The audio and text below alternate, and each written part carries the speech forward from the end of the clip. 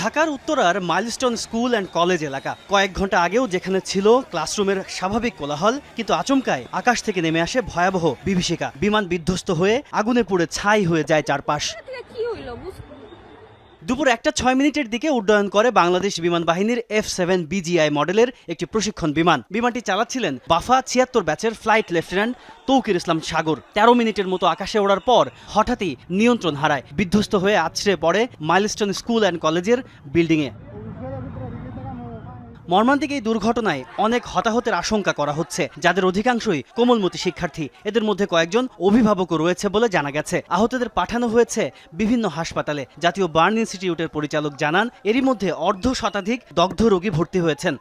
এখন পর্যন্ত আমাদের 60 জন যেটা ভর্তি করা হয়েছে, আরো 10-15 জনের ক্যাপাসিটি এখানে নেওয়ার মতো হবে।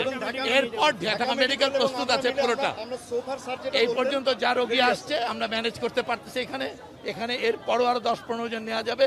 বাট ঢাকা মেডিকেল কলেজ পুরোপুরি রেডি আছে, বাড়তি রোগীদের ওখানে পাঠানো হবে। এখানে একজন আর দুজন সব মিলে আমাদের কাছে এই মুহূর্তে 3 জনের মৃত্যু সংবাদ আছে।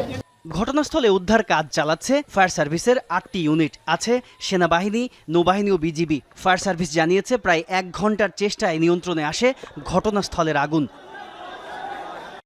স্থানীয়রা জানিয়েছে বিকট শব্দ শুনে দৌড়ে আসে অনেকে। ক্যাম্পাস জুড়ে ছিল ধোঁয়া, আতঙ্ক আর কান্নার রোল। ডক্টর বলেছে সাইন লাগবে, ওর গার্ডিয়ানকে কল দেওয়ার পরে ওর গার্ডিয়ান বলল যে আমাকেই সাইন দিয়ে দিতে। এখন আইসিইউতে আছে, বলেছে যে আরো 1-2 ঘন্টা পরে টাইম লাগবে, তখন যেতে বলেছে। আমার হাতে যে ছিল তার 95% তো পড়া গেছে, আর আমার সাথে আমার একটা ভাগ্নি আসছিল, ওর 20% পড়ছে, আর আরেকজনকে দুজনকে আশঙ্কাজনকভাবে আইসিইউতে রাখছে। দুর্ঘটনার কারণ সম্পর্কে এখনো কোনো তথ্য জানা যায়নি। তাজনুর ইসলাম, যমুনা নিউজ, ঢাকা।